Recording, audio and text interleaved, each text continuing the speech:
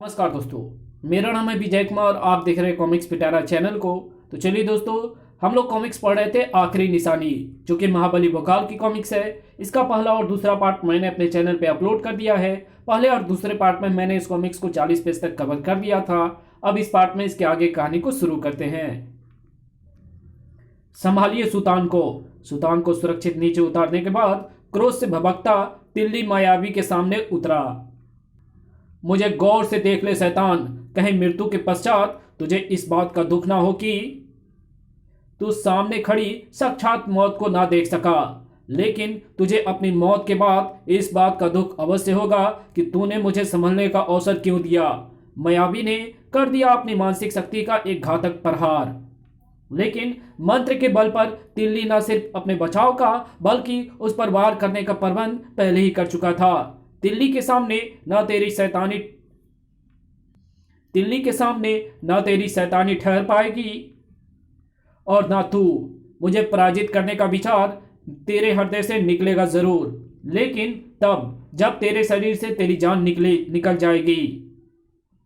उफ, अद्भुत शक्तियों के दो अनोखे लड़ाकों की सशक्त लड़ाई थी ये, लेकिन फिर भी दोनों में जमीन आसमान का अंतर था। एक जहां अपने स्वामी के आदेश का पालन करने के लिए लड़ रहा था, वहीं दूसरा प्रतिशोध की ज्वाला में झुलसता किसी की मृत्यु का बदला लेने हजारों कोस दूर से पृथ्वी पर आया था, जिसका एक ही उद्देश्य था, तुरीन के हत्यारे तक पहुंचना। रास्ते में आई हर मुश्किल को हटाते हुए मायावी के शरीर को कई हिस्सों में बांटकर नीचे पहुंचा वो अद्भुत मांत्रिक। सुतान, तुम ठीक तो हो ना? हाँ मित्र, तुरीन के हत्यारे के टुकड़े टुकड़े किए बगैर भला सुतान मर भी कैसे सकता है। आंसुओं के साथ जमाने भर का क्रोध भरता चला गया तिल्ली की आंखों में। दो नहीं, हजारों टुकड़ों में बटेगा वो हत्यारा, और जब तक मैं स्वयं अपने हाथों से ऐसा नहीं कर दूंगा, चैन नहीं मिलेगा मुझे। अचानक तिल्ली की नजर कपाला की पीठ पर बंधे बालक पर जा पड़ी। ये बालक, ये उसी शेरनी का शावक है जिसे हम तुरीन के नाम से पुकारते थे। तुरीन का बेटा। तड़प कर तिल्ली ने कपाला की पीठ से शिशु को अलग किया, और तब तो मौत को थर्रा देने वाला वो पराक्रमी फूट फूट कर रो पड़ा जब उसने शिशु को अपने गले से लगाया। ओफ तुरीन, तू क्यों हमें छोड़कर चली गई? इस तरह रोने वाला तिल्ली ही नहीं था, उसके साथ सुतान, वेनु, लड़ाकी और कपाली भी रो रहे थे। और कुछ देर बाद जब सूखे आंसू तो खून उतर आया सभी के आंखों में। क्रोध की अधिकता से कांपने लगा सभी का शरीर, जबकि यहां हिमराज और उसके गुरु की आंखों में विराजमान था आश्चर्य। मायावी को पराजित करने वाली शक्ति भी इस संसार में मौजूद होगी, ऐसा मैंने नहीं सोचा था। अद्भुत है वो मांत्रिक। तू क्या अभी वो मेरे सभी शत्रुओं के साथ मुझ तक पहुंच जाएगा? नहीं, क्योंकि उसे रोकने वाली एक बहुत बड़ी शक्ति अभी मेरे पास सुरक्षित है। इस बीच इधर वो सामने हिम महल नजर आ रहा है।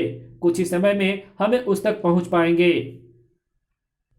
नहीं पहुंच पाओगे, क्योंकि उससे पहले ही मृत्युलोक में पहुंचने जा रही है तुम सबकी आत्माएं। इतना सच्चा निशाना कौन है इन बाणों को छोड़ने वाला? मैं, धनुषा। तुम्हारे पैरों के पास जमीन में धंसे मेरे तीर इस बात का संकेत है कि तुम्हारा यह सफर खत्म हुआ। अब तुम सब मौत के सफर पर जाओगे। इन तिनके जैसे बाणों में हमें मारने की सोच रहा है।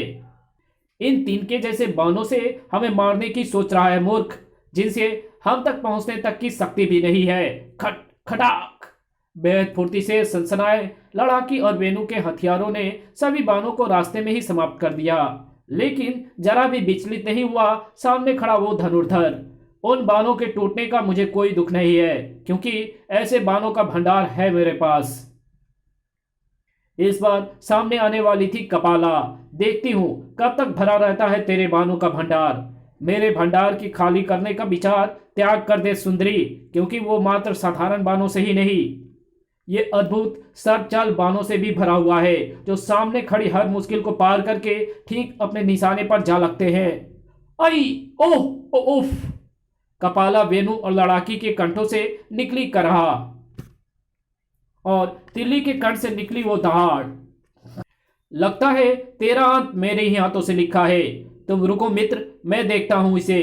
इधर सम्मोहन करने के लिए उठे सुल्तान के हाथ और इधर धनुषा के हाथों में हरकत हुई। दूसरे ही पल, ओह, एक योद्धा की भांति लड़कायर, मायावी परंपराओं का सहारा ना ले, सम्मोहन छोड़कर हथियारों से लड़। ध्यान रख, मेरा तर्कस भी सैकड़ों मायावी बाणों से भरा पड़ा है। सुल्तान की सम्मोहन शक्ति को बेबस करने के बाद पलटा वो धनुर्धारी तिल्ली की तरफ। अब पहले तुझे भी बेबस कर दूंगा, फिर सोचेंगे। अब पहले तुझे भी बेबस कर दूं, फिर सोचूंगा कि तुम सबको एक एक साथ कैसे काल के गाल में धकेला जाए।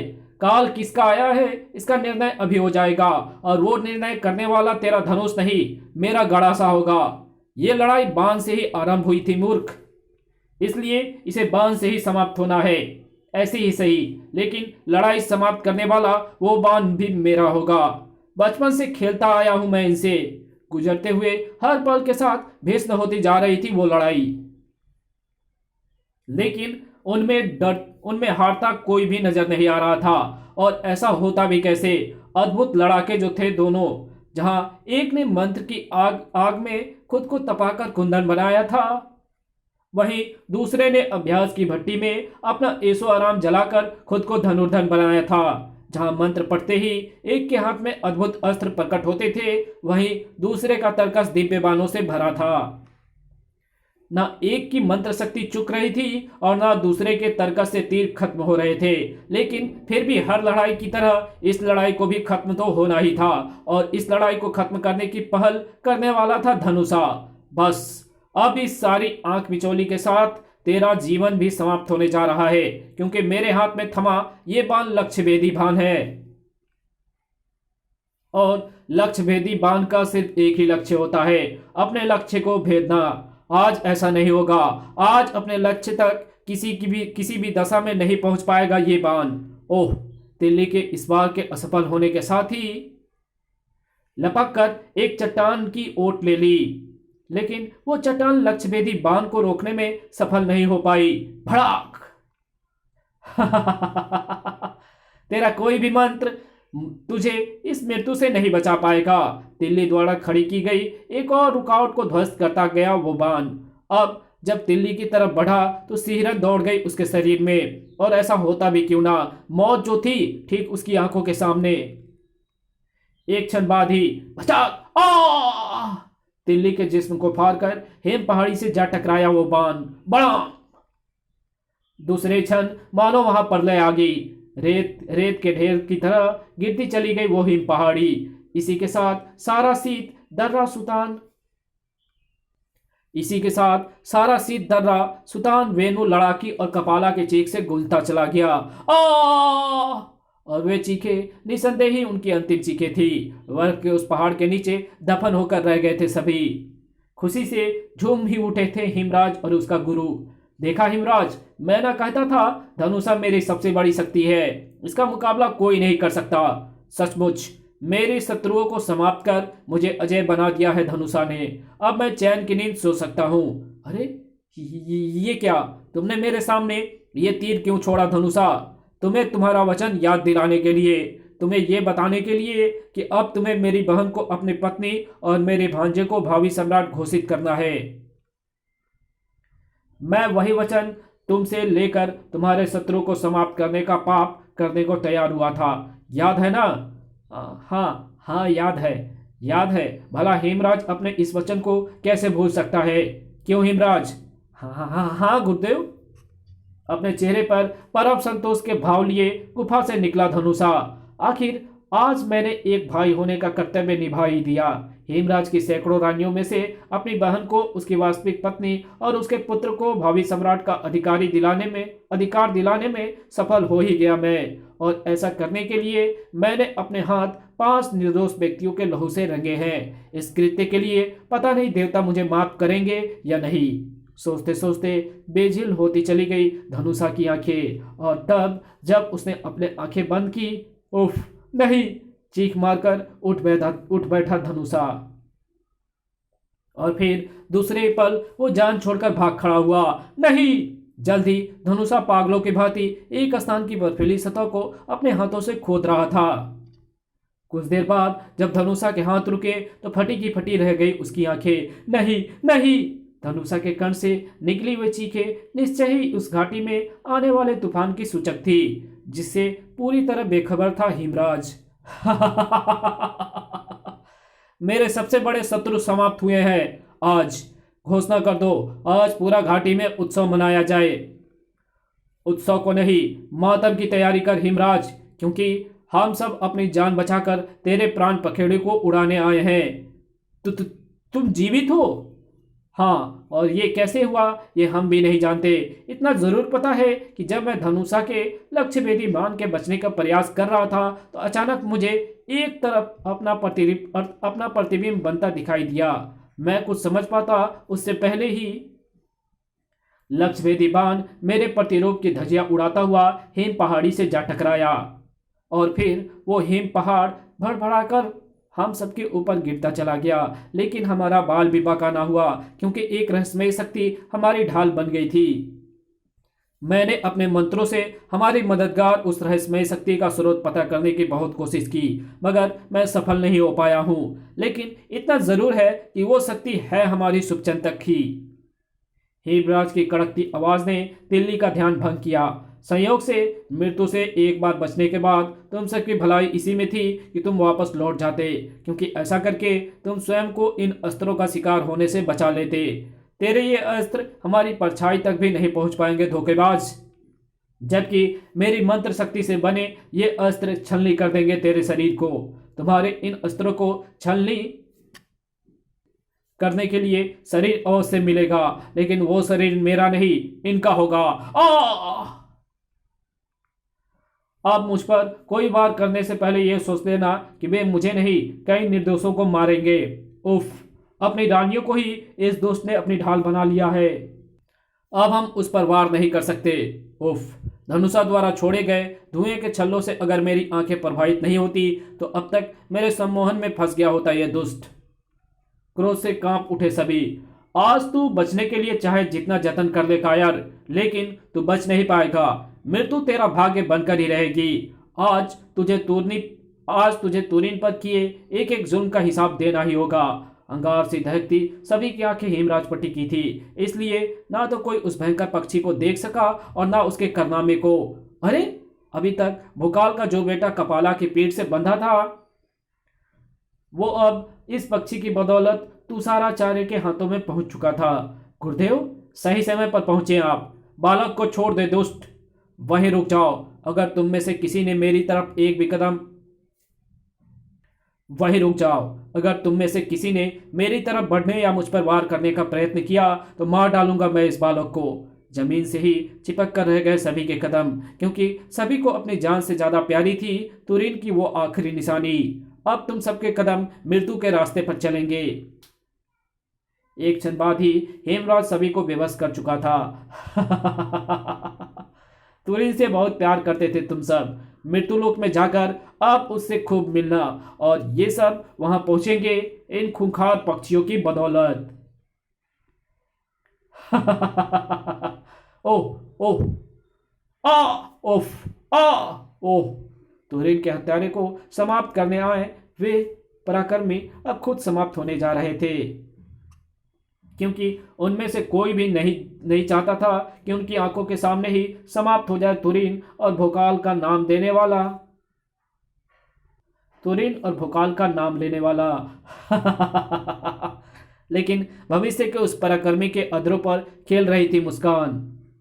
शायद उसे आभास हो गया था कि आ पहुंची थी मदद, उस विशेष बाण के रूप में जो उस पापी के हाथों से छुड़ाकर उस सुरक्षित हाथों में ले गया था, जिसका स्वामी था धनुषा। हाँ, लेकिन मैं अकेला ही नहीं हूं, मेरे साथ ये दोनों भी हैं जिन्हें तुमने उनका अधिकार देने के बजाय मौत देकर हिम के नीचे दबा दिया था।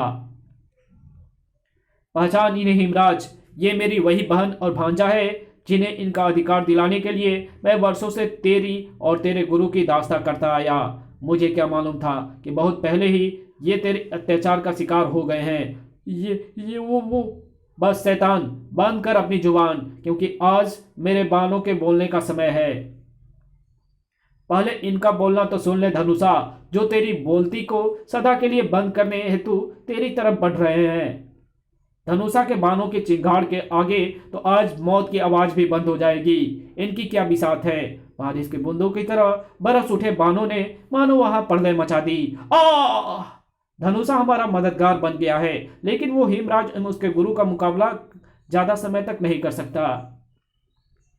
हमें शीघ्र ही इन बंधनों से मुक्त होकर उसकी सहायता करनी होगी। लेकिन इतने मजबूत बंधनों से हम मुक्त कैसे होंगे। ऐसे में मेरी सम्मोहन शक्ति कुछ कर सकती है, और मेरी सम्मोहन शक्ति तभी काम कर सकती है जब मैं अपने धुएं से प्रभावित आंखों को इस लायक बना लूं कि वो सम्मोहन कर सके। अपने प्रयासों में जुट गया सुतान जल्द ही सफल हुआ। कड़ाक! इस बीच हेमराज अपने प्रयास में सफल होने जा रहा था। इस समय धनुषा का ध्यान गुरुदेव की शक्तियों को नष्ट करने में लगा हुआ है। यही उसे समाप्त करने का सही अवसर है। हेमराज के हाथ से निकले सर्द किरणों से बनी कई घातक हथियार धनुषा के मौत बनने उसकी तरफ बढ़े, लेकिन उस तक पहुंच नहीं पाए। आज तेरी कोई भी शैतानी नहीं चलने वाली शैतान। वेणु के फरसे से निकली किरणों का शिकार बने थे हेमराज के हथियार, और दिल्ली के मांत्रिक हथियारों का शिकार बने उसके हाथ।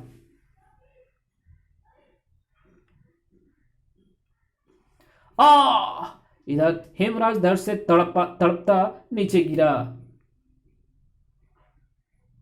और इधर गिरा उसका गुरु तुषाराचार्य लाश बनकर। खच खचा भभकता हुआ हेमराज की तरफ पलटा धनुषा।